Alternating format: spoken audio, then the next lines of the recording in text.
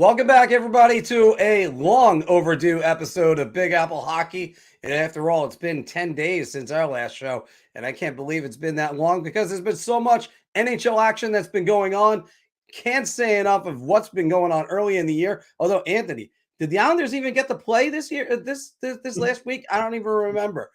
I mean, the Seems that Blackhawks way, certainly yeah. got to play plenty of times. Yeah, All right. absolutely. I am your host, Marc Williams.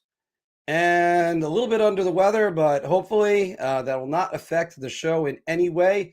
John Falkowski will be joining us in a minute, but the man who will be going on Sirius XM NHL radio this weekend, Mr. Anthony LaRocco.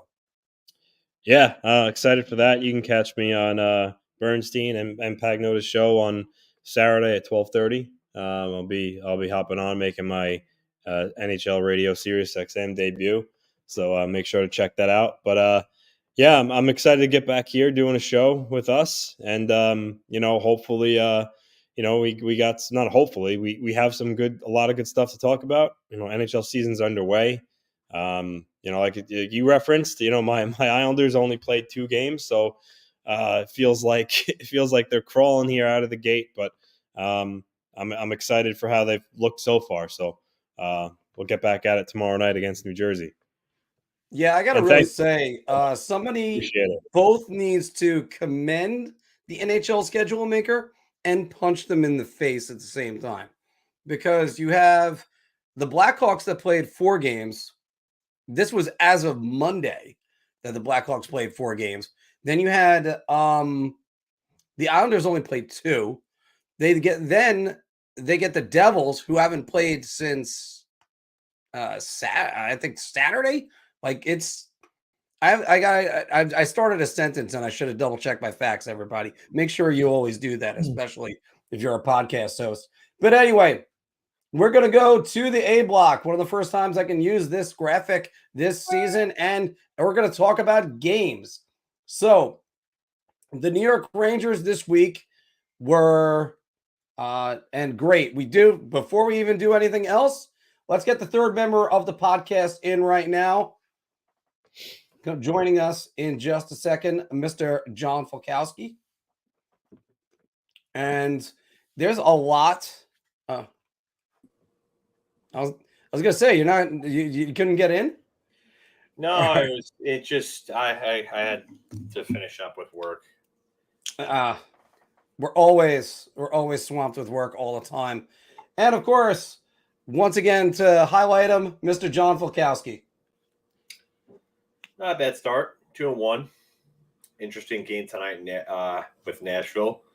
We'll see where things go. And another familiar name to the Rangers making himself go around in the news again. So we'll probably talk about that in a bit as well. We got a lot that we're gonna be talking about, because as Phil just mentioned in the A block, that we also I'd be remiss if I also did not say that A block is brought to you by SeatGeek. Use the promo code Big Apple Hockey for $20 off your first order, and don't forget, Big Apple Hockey trucker hats and shirts are available. Use the link below to check on that. And of course, once again, got to plug him all over again. Mr. Anthony LaRocco is going to be on the 4th period, the NHL radio channel 91 XM. So the Rangers this week, 2-1, wins over Buffalo and Arizona, a loss to Columbus. The loss to Columbus was a very odd game, to say the least. And the Islanders this week, they only got to play 2 games. They won them both, and kind of won them pretty well, I would say. The Buffalo game, they went up 2-0, but then they ended up being tied in the third. Casey Cizikas, the game-winning goal. Anthony, we'll start with you. What are your positives and negatives of this week for both New York teams? Well, for the Islanders, 2-0 start, so that's clearly good. There's not too much you could be upset about. Both were 1-goal games. I really like how Barzal and Horvat continue to look. They haven't. I mean, Barzal finally scored on against the lone goal against Arizona, but they're skating well out there. They look like they have really good chemistry. They're getting chances, so that's certainly a good thing. Brock Nelson seems to pick off, where he ended the season last year. which is still producing points and scoring goals. He had 2 points in the opener. Continues to create chances on his own and, really drive his line. Then other than that, obviously Pollock looked good. I guess the one thing I'd say negative is, Noah Dobson made a couple of mistakes in both the first 2 games. He really needs to clean up his defensive game. I mean, there's no doubt that he could really score and put up points offensively, but he has to pay more attention to detail in his own end and make smarter decisions with the puck. But overall, I like how they look. And then I'd be remiss if you don't mention, Ilya Sorokin. He didn't have much work in the game against Arizona, but he pitched a shutout when they needed him. He was there. In the game against Buffalo, he was good. So, he's clearly going to drive this team this year. If he's at the top of his game and playing well, even if the Islanders aren't scoring many goals, he's going to give them a chance to win. So, overall, I like what I see. They got a test tomorrow night with the Devils team, who Devils, are kind of out of the gate slow. 1-1-1. They lost against Arizona, Florida. They had a really bad showing against early in the game. They almost came back, but a little too late. But you can never count them out. They're such a fast, skilled team. So I'm curious to see how the Islanders look against them. But overall, I would say I like the start for the Islanders for these first 2 games. Phil, what do you think about the Islanders and their starts? And by the way, everybody, this is the reason why you need a visual medium so you could see Phil's reactions when Anthony was talking. I mean, Anthony kind of just hit everything on the head. I really don't have anything to say that's any bunch different. I mean, I think the Arizona game, Sorokin was untested. That felt like a 1998 Martin Brodeur shutout. Like, what did he make? What was it? 14 saves? He made 14, yeah. There were no chances against. They dominated Arizona. And you know what? Arizona had played the Rangers on a Tuesday, so they obviously seemed a little deflated by losing that game because they had a chance to take that game, Arizona. And I like the way that the Islanders played. I think it seems like all the kinks that they were trying to work out last year for the first half of the season, getting adjusted to Lane Lambert, are now like gone. They look like they're playing something closer to Barry Trotz hockey than what they were playing last year, because they were all over the place last year. There were a lot of guys that were chasing the puck like chickens with their heads cut off last year, and that's not a characteristic you see of Barry Trotz teams. These teams look more like that. So I like that. Sorokin, I think he looked okay against Buffalo. I don't think he looked bad. I don't think he looked great. I know this is a guy that you want to put in you want to shoehorn him, not shoehorn him, but you want to lock him in to to be a Vezina finalist. And I can't say he looked bad. I don't think he looked great either. He looked decent against Buffalo. I think that they could have. I think the Islanders should have won that game by more, but that's just me. I like the way that Brock Nelson's playing. You can't complain about that. Again, like you said, he looks like he's picked off from where he came up last year. And it's funny because his line mates really haven't improved, but yet his game seems to have found another level, which is real interesting when you think about it. Barzal and Horvat, they're starting to look like the way that they did in that very brief stint before Barzal's injury last year. Yeah. So, and I'm definitely with you on Noah Dobson. The regression in his defensive play is actually kind of scary now, because you figured, like, coming back from the offseason, he would do some things to work on that over the offseason, but it doesn't seem like it's gotten better.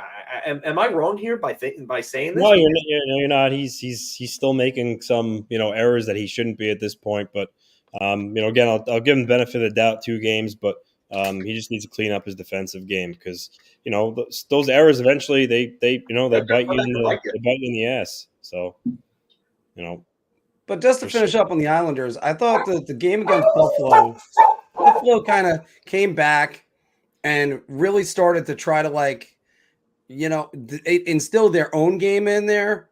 And then they were stifled. It was a close game. And the Islanders did what the Islanders want to do. They want to play close games.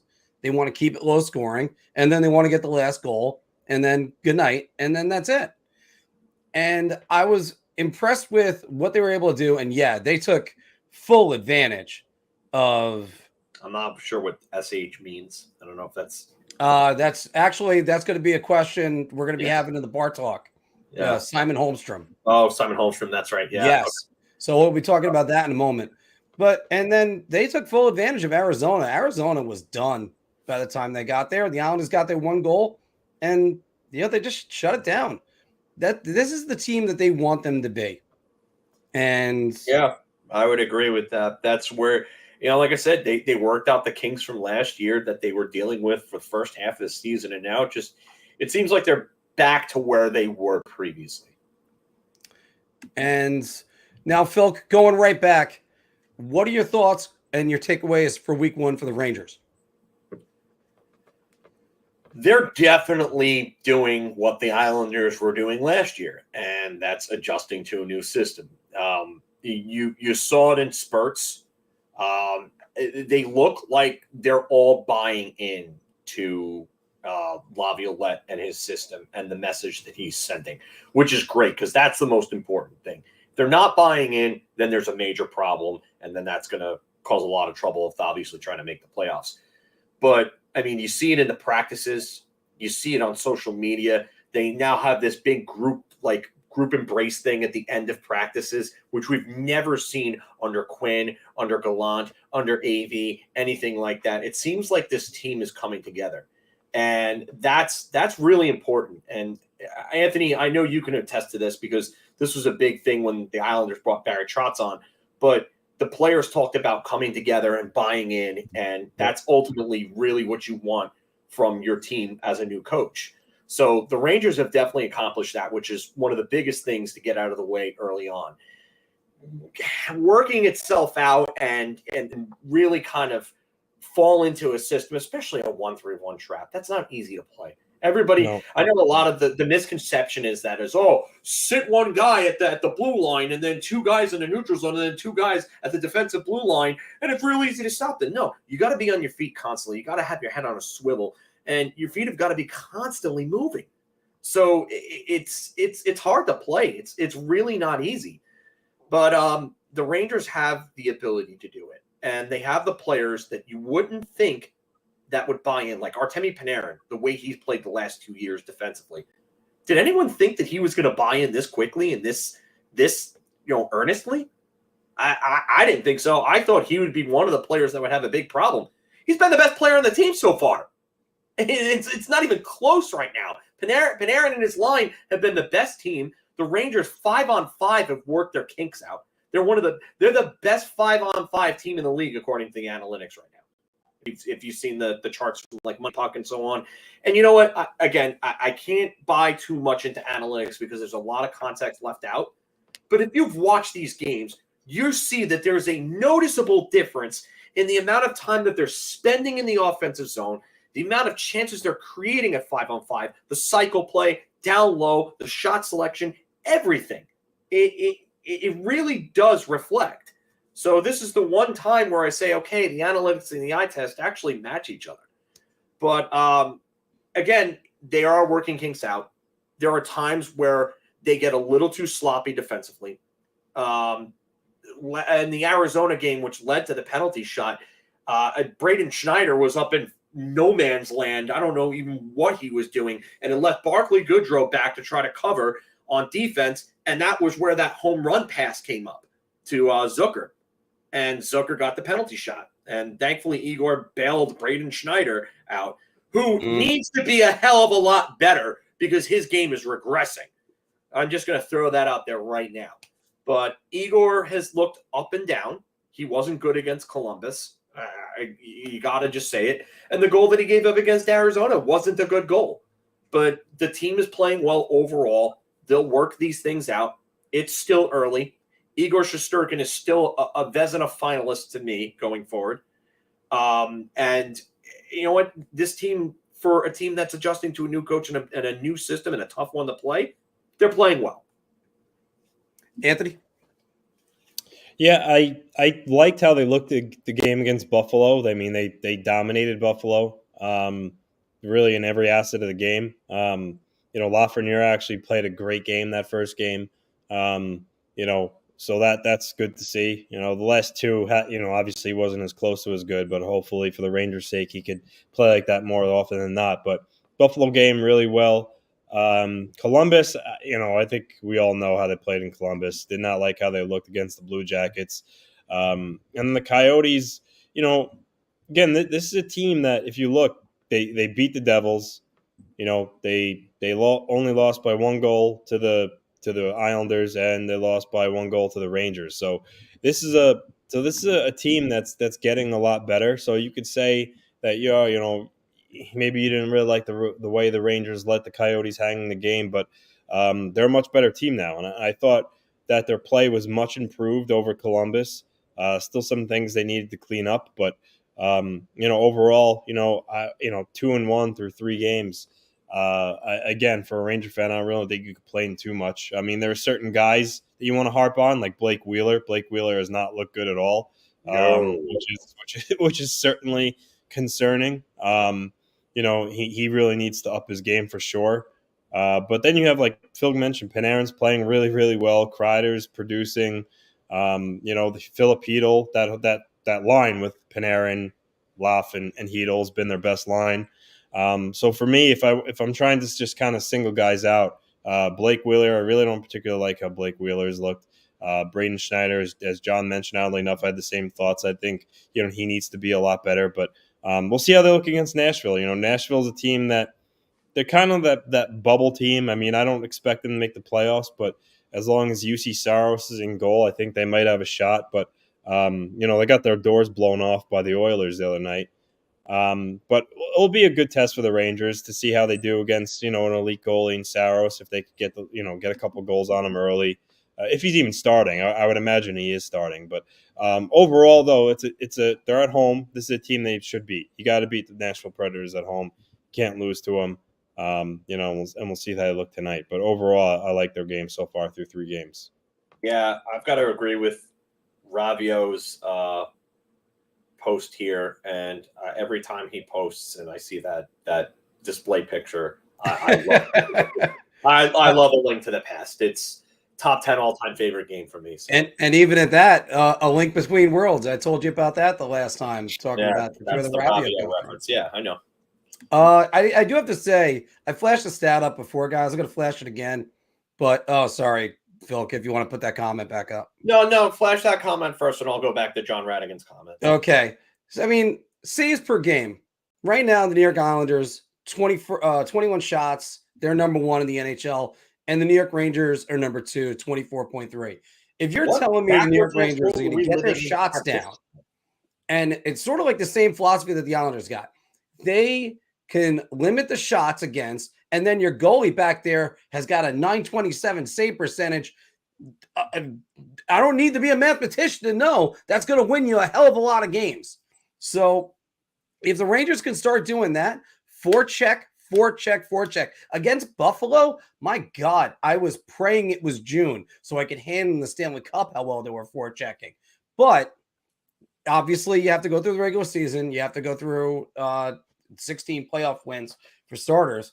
But, and there was so much positivity I could feel for the New York Rangers being handled by a real coach. No offense to Gerard Gallant, but eventually it just got to the point of, are you going to change something? Are you going to change something? And he was like that dog in the meme with the fire all around him going, this is fine. And next thing you know, you're shut out in 2 games in New Jersey and you're out of the playoffs and you're watching. And it just all your fans that were going, didn't they win games 1 and 2 by blowing them out? Yeah. What happened? So I don't think that's going to be the case under Laviolette. And I don't think there's going to be long losing streaks, and they're going to adjust to the system. Now, is there a lot of positivity? Yes. Also keep in mind, this is a very competitive division. So there's just so many things that I think the Rangers keep doing what you're doing. Let's see how they play against Nashville tonight. Don't take your foot off the gas. Yeah, I have to get to this one. I know we want to kind of move on a little bit from the Rangers, but this is actually going to be a big discussion. And I think it's going to be a discussion sooner than later. with Wheeler struggling, how long before you hear Brennan Othman talk with the way he started? Yeah, it's early. I honestly think Brennan Othman can give you more than Blake Wheeler can right now. I think Blake Wheeler's cooked.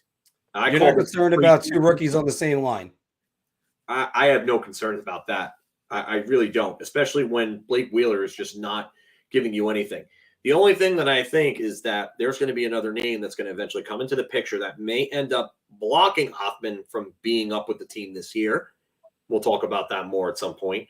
But I would not be surprised if this happens sooner than later. I don't want to say too soon, but sooner than later, because Blake Wheeler, even though that line is actually playing well overall, Blake Wheeler looks like he's behind the play. Well, way too behind the play. He's due for the drop off. He's 37 years old. We talked about that drop off. Yeah, statistically speaking, if your name's not Joel Pavelski or Zach Parise, or Solani or Jaromir Jagr or Marc Messier or something, I don't know. All right, and a quick 1 minute for this, guys. Going around the NHL, Anthony, let me start with you. Week 1, what are your takeaways so far? Real quick, the Maple Leafs look good, but they still can't defend or really keep the puck out of their own net. Ditto for the Edmonton Oilers. Their first 2 games, Vancouver, the same problem rearing their head in these cities, which is poor defense and poor goaltending. Another one, Logan Cooley. I think he's got a point in every game he's played so far. He looks really good.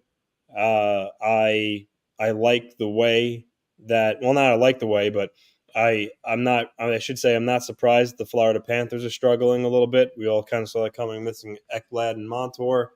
Colorado looks perfect so far. Again, not really surprised there. Vegas looks really strong. But those are just some of my quick takeaways. Phil, just before I go to you, I got to ask you, did you guys see Alexander Barkov high five a phantom Radko Gudas? Yeah. And afterwards, he just looked so sad, just knowing he was gone. Oh, yeah. For my takeaways, yes. Tampa's feeling it, man. Tampa is feeling not having Vasilevsky and a loss of their depth over the last few seasons. Pittsburgh, Marc, I know, wants to take his victory lap. We're going to hold off on that victory lap, but they don't look good either, and they got kicked again last night by Detroit. So that's another team that came in and absolutely put a whooping on them. Ottawa is fun to watch right now. Their power play is deadly, and they absolutely shellacked Washington last night. Devin Levi, who we all have as like a Calder finalist, has not looked great so far. Not all his fault, but he has not looked great so far. Florida, no surprise, struggling. I wonder how everything's going to go in Vancouver with Pettersson. Colorado is surprisingly very good. They added, those depth additions to help them, and they look like they're back to where they were a couple of years back or so. I like the way that Vegas looks so far. They seem to just be picking up right where they left off, and good on them. Jack Eichel looks like he's finding a new level to his game. And Dallas, even though Dallas lost in a shootout to Vegas, Dallas's offense is just deadly, like I said it would be. So they're fun to watch as well. I'm looking at it and saying the Vancouver Canucks are going to be a problem for a lot of teams this year. And I'll also say the Arizona Coyotes, despite the 1-2 record that they have right now, they're going to be a tough team for a lot of teams to face this year. All right. So everybody, what's your takeaways in game 1 or week 1, I should say? Put it all down in the comments below. But let's get a quick message from DraftKings before we go to the Bar Talk. Hockey fans light the lamp this winter with DraftKings Sportsbook, an official sports betting partner of the NHL. New customers can bet just $5 pregame money line on any NHL team to win their game and get $150 in free bets if they do. If that wasn't enough excitement, you can turn small bets into bigger payouts with same-game parlays. Combine multiple bets like which team will win, how many goals will be scored, and more for your shot at an even bigger payout. Download the DraftKings Sports app now. Use promo code THPN. Bet $5 on any NHL team to win their game and get $150 in free bets if they do. Only at the DraftKings Sportsbook with code THPN. Shot. This is the easiest I've ever to answer. I'm gonna say beer. I can't even begin to describe. I'm actually going to go crazy. I'm going to buy everybody around on this one. Welcome back, everybody, to Big Apple Hockey's Bar Talk, where we're gauging our confidence on NHL topics based on a choice to drink. Are you so confident that you're buying everybody around, or so have a beer, or I need a shot out of this? I did mention before I'm a little bit under the weather, so that's one reason why I'm messing up, not just the normal reasons. And also, as always, why go to the liquor store when you can have it all come to you? Make it a Drizly night. Link is down in the description below. And again, check out the trucker hats and shirts in the eBay store. Philk, Chris Kreider, 4 goals in his first 3 games for the New York Rangers this season. The Kreider man will score 50 goals again this year.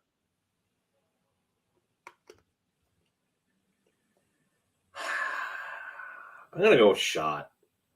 I could see 35 to 40. I just think that everything really has to go right for him to score 50. And obviously I'm rooting for him to score 50. Like no Ranger fan is going to be rooting against this. But I just have a very hard time seeing that because this is a player where everything went right in that career year. Everything went right. He was shooting at a very high percentage. Is it possible? Sure. He's having the type of start that he had in 2022. We'll give him that. But I have a hard time seeing him replicate that. And I said the same thing last year. So shot. Anthony. Muted. I'm going to go shot as well. And it's not a knock on Kreider. It's really hard to score 50 goals in this league. I mean, there's a reason why, not everybody does it, obviously. And while he's off to a really good start, it's a matter of, and this is a guy too that, mind you, he scores a lot of his goals, at the net, deflections. He's not like a Austin Matthews where he's sniping goalies and has that in his toolkit, really. And if he did, I'd be more inclined to say be around. But like Phil said, I think everything would have to really break right for him to hit 50 again. I would say I could easily probably pencil him in for 35 for sure, maybe even 40. But 50, I don't see it happening again. Yeah, this is the reason why I had to up the number to 50. I had it originally as 40 in our rundown. 40, I think, is doable. I think that's around. I got to go beer, and that's the best I could do for that. He's almost done a tenth of the work to get to 50 already, as what I would tell you with Austin Matthews, who's already 6 goals into the season. But I think Austin Matthews can score 60 again. But you guys hit the nail on the head. When you're talking about your game is deflections, rebounds, sometimes the pucks don't bounce your way, and it just doesn't work. If he was more of a consistent player, like if his efforts were very consistent night to night, like they were in 21-22, that's another thing that was a difference. If that's the effort you're going to get night in, night out, then I'd be more inclined to say round or beer. Round or beer. Although then again, you could get tripped, spun around, and do a 360 and get up and score the way Connor McDavid did the other night. Did you guys see that goal? It was unbelievable. Oh my goodness. Stupid. Anthony, the top line for the New York Islanders is Bo Horvat, Matt Barzal, and of course, Simon Holmstrom, who so far, I tried to do my best for his stat line. He's got 1 shot in 2 games this year. Simon Holmstrom should not be on the Islanders' top line. Yeah, and there was a couple of comments when we first came on talking about this. This is a round. again, I'm not knocking Simon Holmstrom. I mean, he's a steady defensive player. Makes smart plays, but he's not an offensive player. And I think, and I get it. Maybe they're putting him there. They want someone on that line to kind of be the responsible one with Barzal and Horvat, but. To really have that top line be really, really effective, they need a third guy there that could pull the weight offensively and help them score. And Simon Holmstrom's not going to do it. I got to wonder why, or when, I should say, they give Wahlstrom the shot. He's been scratched the first 2 games. He said he's 100%. It's not because he's still, recovering from his injury from last year. He's ready to go. Lane Lambert just feels safer putting Holmstrom in that spot, but I think you got to give it to Wahlstrom, see what the kid could do. We all know he's got the shot, he's got the release. He's the best option right now to play on that top line. I mean, there's Julian Gauthier, who's been a healthy scratch for the first 2 games too. I mean, at least with him, I could see, okay, he's got the speed and he has better hands than Holmstrom. Even him, give him a shot. But Holmstrom, I don't get the experiment there. Fine, depth player, but he doesn't belong on the top line with them. Phil, what do you think? As a Ranger fan, obviously we've seen the mishandling of our young talents on this team over the last few years with the stories with Capo Caco and Alexis Lafreniere and trying to get them important minutes. So while I want to sympathize in this case, I can't, and I've got to go shot because of the fact that I don't think that this is a player that can break out and get to that point. I think this is a player that'll end up being a good middle 6 piece when he develops. The one thing I will say is that it reminds me sort of what they're doing, what they're going for, reminds me of what Dallas did years ago with Modano and Hull by sticking Jere Lehtinen with them. And that Jere Lehtinen was the one who did a lot of the dirty work and was a real good defensive guy and played a shutdown role. I don't see Simon Holmstrom as that shutdown player. I see him as a responsible player. But if he was able to provide more of that and he was able to create room for Barzal and Horvat, then I could understand it. But I'm with Anthony. If anything, the guy that they should be trying to put there, if they want to try to develop a young guy and get the most out of him, is probably Oliver Wahlstrom, even though he may be in Lambert's doghouse for all we know, because Lambert doesn't want to seem to do anything with him for some weird reason. I don't understand it. So, all right. So you're saying actually it's a round, right? Yeah, it's a round. Sorry. Did I see shot? Yeah. I'm sorry. I knew what you meant. I mean, I knew what you meant. I saw Marc's face, and I was like, why is he making that? Yeah, I was like, then when you gave the comment, I'm like that. You know what, Phil, I'm not only going to make it a round, I'm going to make it a hat trick. Look, it's only been 2 games that he's been with the top line. I think he have like 1 more in the preseason. As much as I want to preach some patience and have a defensive forward that could be responsible in that line, you're really the more defensive guy you could argue with Bo Horvat, and Barzal has been a defensive guy. I mean, it's just try to get some offense in that line. That's all I'm thinking. And I think you might be right. See what Wahlstrom could do, because it's starting to get to be a time where you're going, what are we doing here with Oliver Wahlstrom? So yeah. And one guy that could be a possibility, because after all, the Islanders did make a trade with Vancouver last year. Connor Garland is being shipped around by the Vancouver Canucks. The Pittsburgh Penguins should go acquire Connor Garland, Mr. Fulkowski.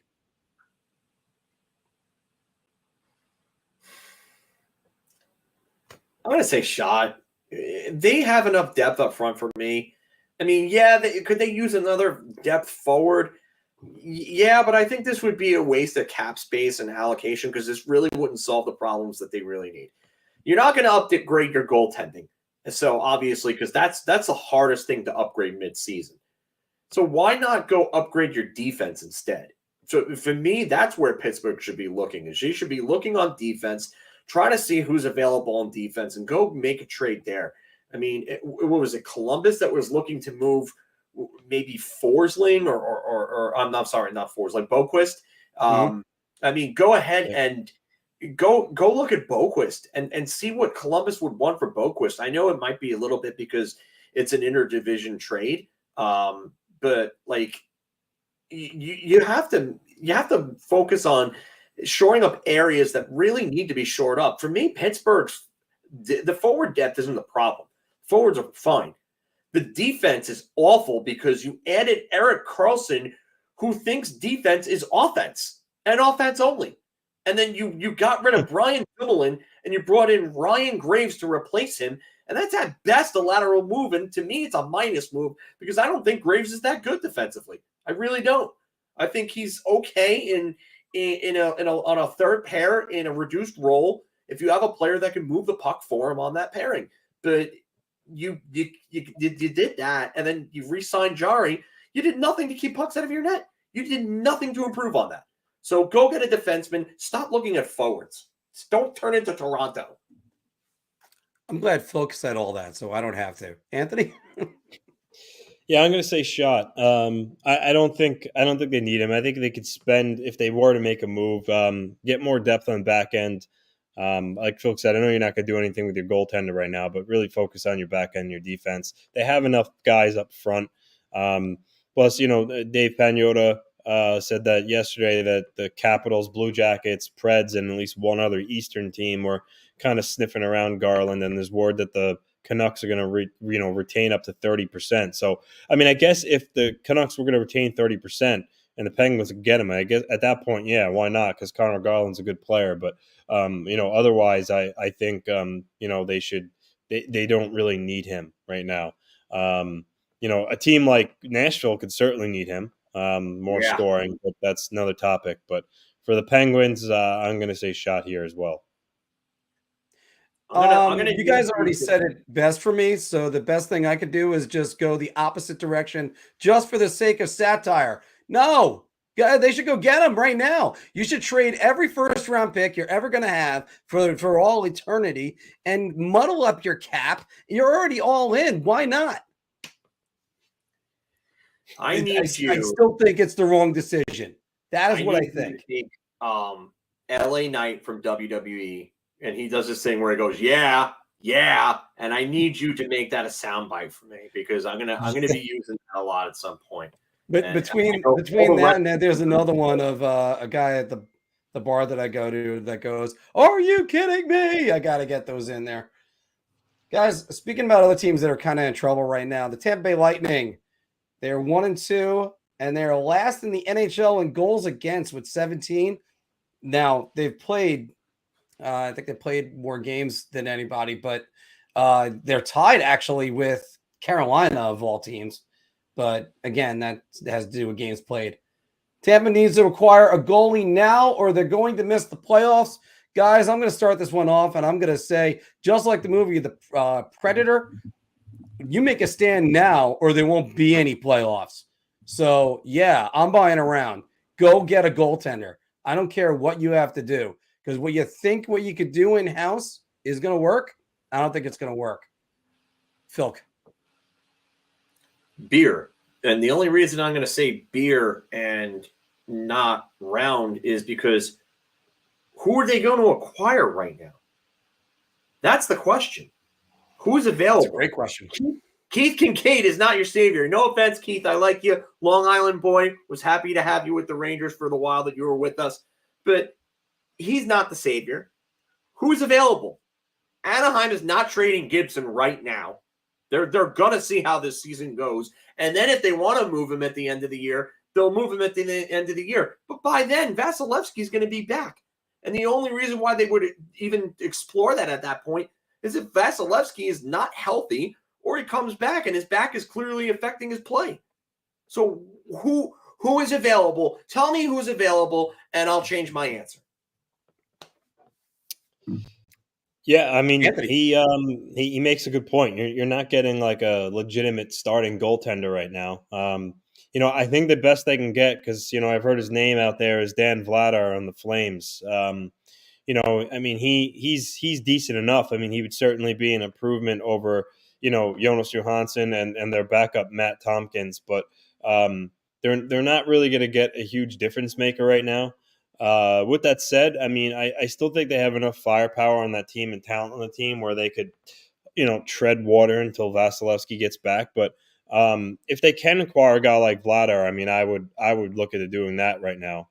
But that's my take. But it's a beer. And you know what? John's got it right away. Let me get Anthony's beer on there. But John's got that down too. What do they have to give? I talked about that Pittsburgh's giving up everything. I mean, what does Tampa Bay have left? Who are they trading? What pieces of value do they have to get this goaltender with? It is such a weird situation. Then you talk about that Buffalo is hanging on to all three of their goaltenders because they don't want to lose one of them because Tampa Bay is going to snatch one up. And that the best goalie playing on the Tampa Bay farm team is playing for Carolina. It's pure. He got recalled. He got recalled by Carolina. Kochetkov, yeah. Okay, but still, all right. I mean, so what they have to give is a good point. I mean, they don't have a first, they don't have a second, they don't have a first next year. We traded everything for Tanner Jeannot. Great job. I mean, does a 2025 second get you Dan Vladar? I don't know. But it's a good point. Vladar make the difference? I mean, probably not. Maybe. Probably not. In the short term, I think he's decent enough that you better what they have. But you're right. There's not really a guy they could go out and trade for right now that's going to make a huge difference. He gets you Star Wars beans for the people that'll call him Dan Vladar.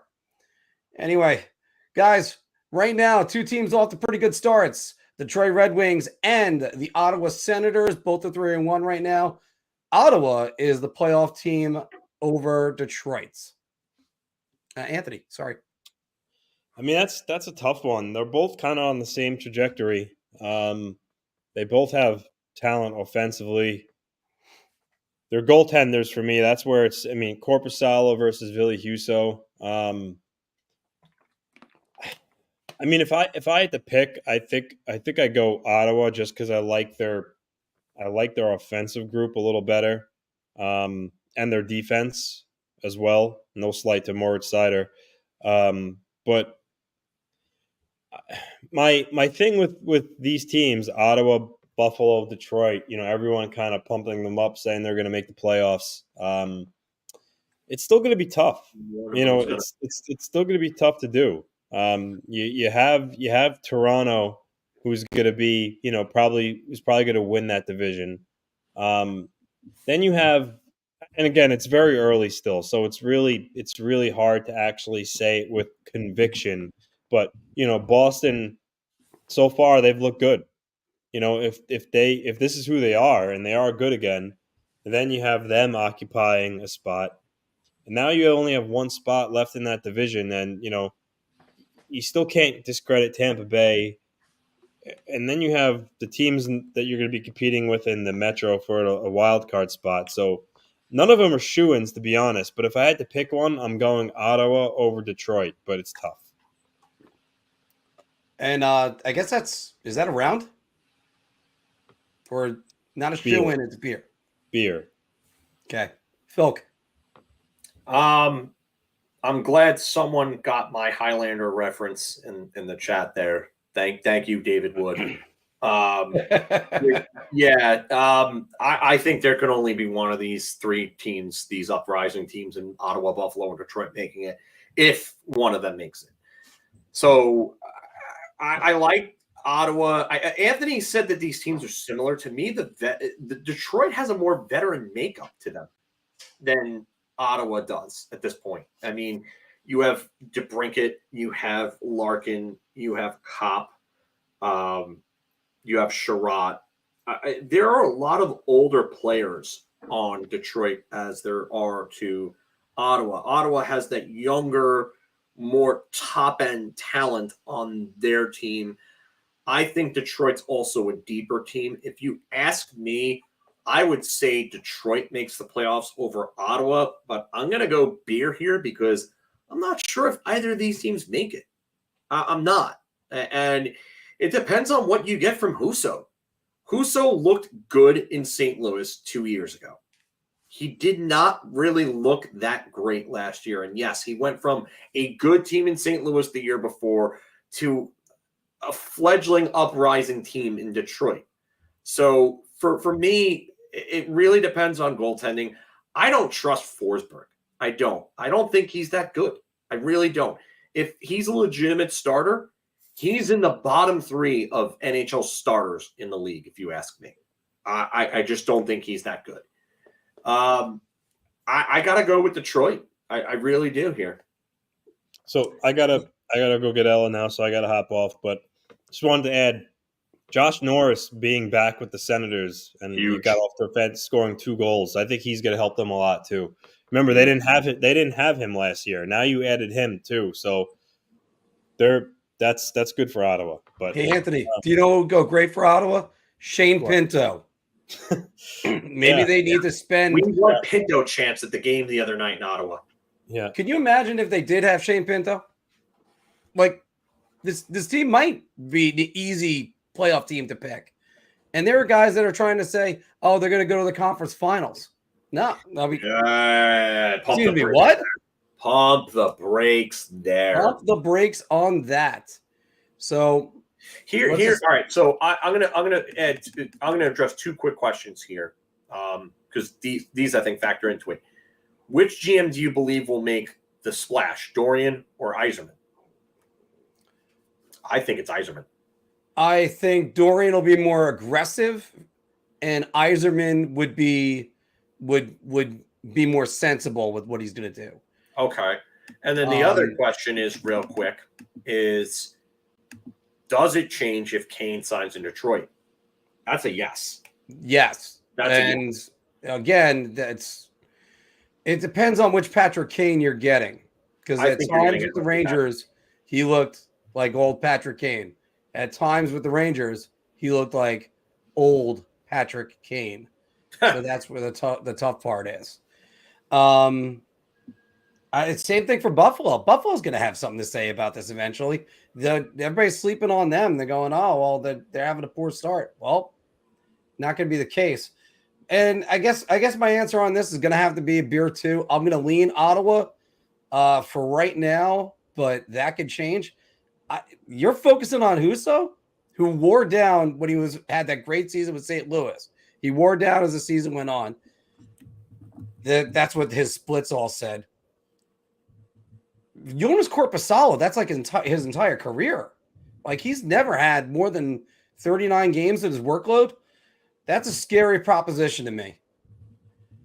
Philk, there are times where, like, people don't like me and I will have to walk back into their building. And Pierre-Luc Dubois did that. And he got a goal, a power play goal, and a cascade of boos. PLD deserved the boos from the Jets fans. You know what I'm going to tell you. Oh, yeah. You know what? I saw the stare. I picked up late on it. Yeah. It's a layup. Yeah. Come on.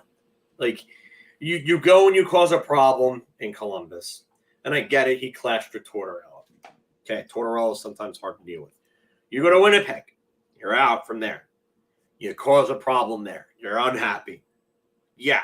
You deserve it. Now this guy has a problem as being a malcontent. But now he's where he wants to be, and he's on a team, and he made them give up a lot of depth to get him, and now he better deliver. And he scored, and he got the boost. So you know what? You do that, you get the boost. Yeah. I 100% believe in this one. I actually think his boos. Now, again, everybody's going to compare everything to John Tavares. That's what the new standard is for the booing. And I thought John Tavares handled himself well the entire time. I can understand the fans and the ire that they felt. Pierre-Luc Dubois, the second he stepped into Winnipeg, was just like, yeah, I can't wait to leave. That was the impression you got the entire time from this guy.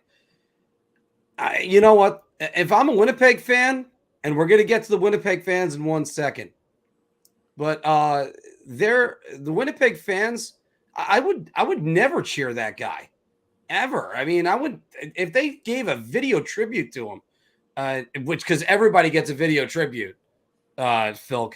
Hell, Colin Blackwell, I'm surprised he didn't get one with the New York Rangers. If But that's beyond. No, PLD deserves all the venom he can get. And you know what? He played the heel pretty well. He scored that goal and went around like he was Superman. Oh, you dropped a wrestling reference and used the term heel. How cute. I like it. Philk, but the Winnipeg Jets have been making news this week because there's been a 4,000 fan drop in their attendance to start. Winnipeg's attendance is proof that the NHL should give Atlanta another try. I'll start this one since the I mean, if there was a layup for a shot, then this would be like, I don't understand how these two conflate. No. Well, you know what?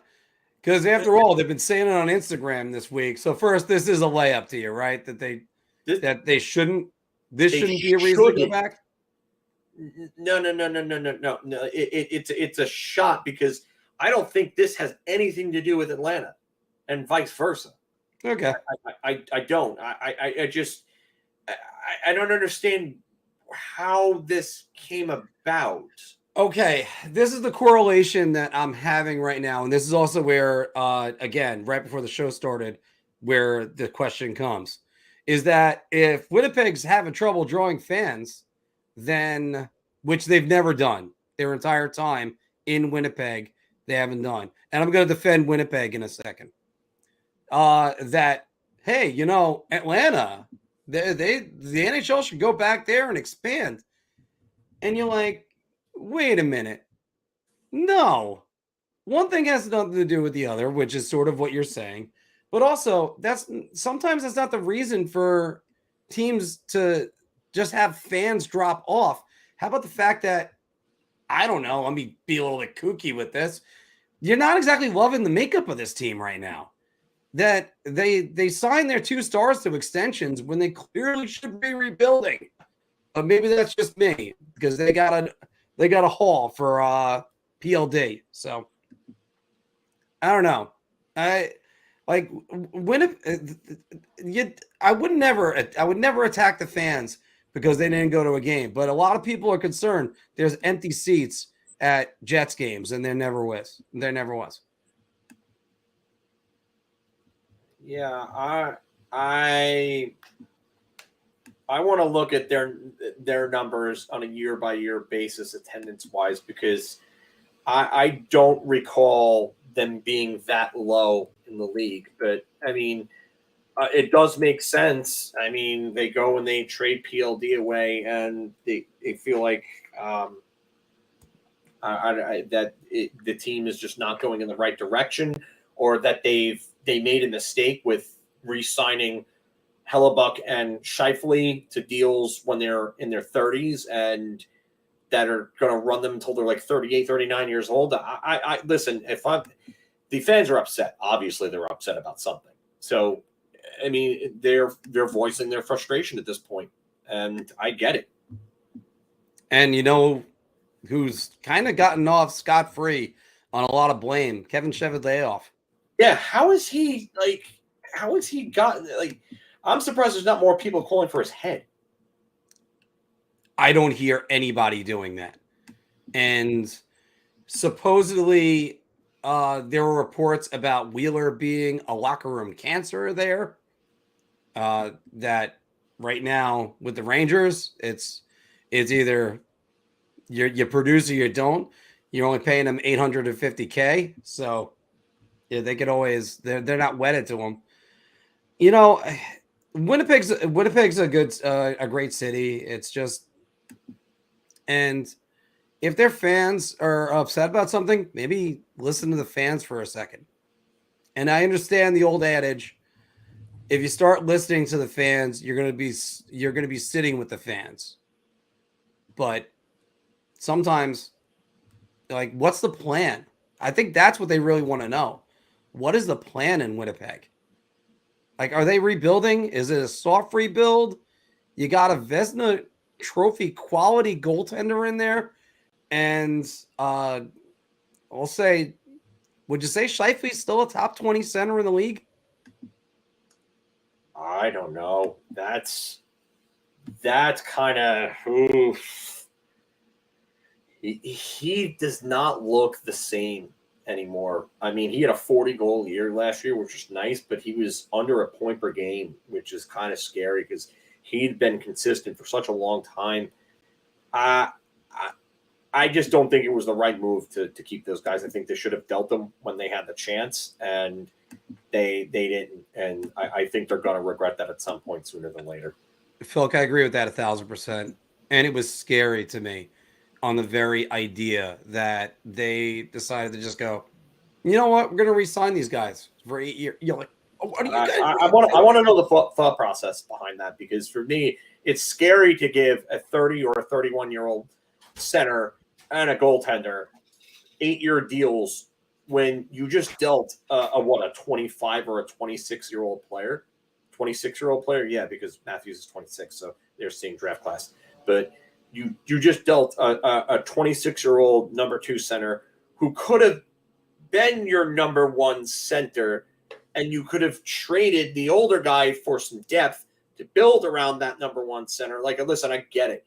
He didn't want to be there anymore, but try to change things around and pitch building the team around him, and that he's the guy, and that we want you to be the guy, and making concerted effort. It just doesn't feel like they did. Yeah, I'm confused about that. But again, the Winnipeg fans, they always deserve the best out there, because hell, they shouldn't have ever lost their team in the first place. But I'm at a loss for words sometimes. Anyway, that's the end of Big Apple Hockey's Bar Talk, everybody, where we're gauging our confidence on NHL topics based on our choice of drink. Hope you guys are playing along. We're going to take a couple comments, and then we're going to sign off, because there's a Ranger game for all of us to be watching, or an Islander game for some of you guys to be watching tomorrow night. Phil, what kind of questions are you seeing? And as Jeremy said, by the way, right here. Yeah, that's a big chunk. That's over 25% right there. And John's right about this one. That's an indictment on the team, not the fan base. Yeah, I mean, and listen, I'm gonna shift from one sport to another here, just to kind of relay a point. But if you're a Giants fan and you heard what Evan Neal said about the fans a couple of weeks ago after their loss to the 49ers, and he was talking about who are the fan, or who is a sheep to judge a lion, and who are these fans to sit there and talk about me? What do they do? Flip burgers? The fans pay your damn salary. Mm-hmm. So fans are upset with the players, the coach, or anyone in the front office in the organization. They have the right to not show up to games. And for a 4,000 fan drop-off to be not selling out your arenas by 4,000 seats, that's concerning. And I don't think it has anything to do with the pricing of the tickets. I really don't. I think it has to do with the decisions that the front office made in terms of what direction they're going in and keeping the status quo. It doesn't seem like this organization has a grip on what direction they want to go in. And that's why the fans are upset. When your organization looks like a rudderless ship. And first up, by the way, the last thing any player should do is bash the fans, because the player will be there at, let's say it's Sidney Crosby right now. Let's say if Sidney Crosby said something against the Penguins fans, he never would, because Sidney Crosby's smart enough not to. But if Sidney Crosby's been with the team, 17, 18 years? Yeah. And he's going to bash a fan who has got a family and kids that he brings to the game. He's got season tickets. He works a job that makes far less than that. And then that guy's been a fan of that team for 40 years, and that number is climbing, and you're going to rip the fan. Nope, that doesn't work. No player ever wins that, because the player moves on, the fan stays. And the worst part is when the fan decides he doesn't want to be a fan anymore. Fans are the stockholders. Because just as you said, when the fans, like, just apathy is the worst thing. Apathy is the worst thing for any fan base, no matter what it is, movies or anything else. Just ask Star Wars fans. Because, Oh, jeez. hey, I wish Mr. Fantastic was on for that. You're like, just when's the last time you really cared about Star Wars? It's been a few years. All right. What do you? I get a lot of guys that are saying, and by the way, John D. Lee, I love the picture of you in the Big Apple hockey jersey. Glad you liked it. Still got a few of those. What do you think? Would you think Patrick Kane's coming back to the Rangers? I don't think he's going to be enough a fan base for him, or a cap space. I mean, well, let me tell you this. I was talking with a friend that you're familiar with, and this friend mentioned the month December. I wish I could say more, but I can't really say a whole lot more than that as of right now. Yeah. Well, we're going to see about that. I kind of leave it at that just because I don't want to say something that I'm not fully vested on, but this is the vibe that I'm getting, and I think we could be looking at something come December. Well, if that's the case, does that mean, do you think there would be, does that mean the Wheeler experiment failed? I think the Wheeler experiment looks like it's failing already. And I got blasted for saying, well, in preseason, you got to give him time. You got to give him time. The dude looked like he was skating in quicksand in preseason. Mm-hmm. You don't magically just get speed back. You get your cardiovascular endurance back in game shape, but you don't get your speed back. Yeah. I don't see it. I don't. And I honestly think that right now, I don't think VC or Pitlick should be out of the lineup for Blake Wheeler. I don't. I think Blake Wheeler is the one who's given least on the team to work with. And there's no marriage to Wheeler. The contract is small. If he gets waived, someone will pick him up. Sure. But what are you losing? What are you losing? And even if he goes somewhere else and he plays better and he gives somebody something, who is he giving it to? And what is he giving? What does he have left in that tank? Because at this point, he's my age. And I don't see what really he has left to give at this point. I just realized how much I used to have with my old chair. I used to have a different way to sit. Now I just Sorry, no. I haven't moved in all my stuff. So oh yeah, that's right. Your background does look a little different. Yeah. Well, yeah, we're gonna be working on that. But yeah, it's I thought they looked really good in game one, but I also think a lot of that has to do with Cooley and Trocheck. Yeah, and that I was going to say that line is actually, in terms of 5-on-5 play, the analytics say that line is very good, and I think they are, but I think it's really Trocheck and Cooley driving that line. I mean, I like the way Benino's looked, as Richie Selma told us right now. He looked okay. Fine. No problem with him. It's just, I wonder though, if you remove Wheeler, then who takes his spot on the third line? It has to be Othman. I think it has to be Othman.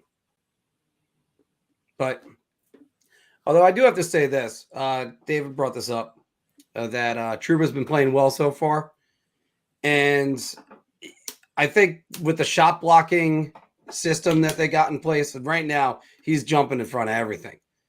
I think Laviolette is the best coach for Trouba. This is the best he's looked at for as a New York Ranger.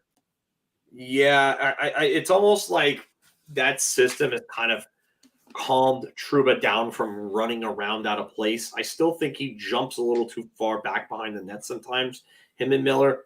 I still catch them doing that here and there.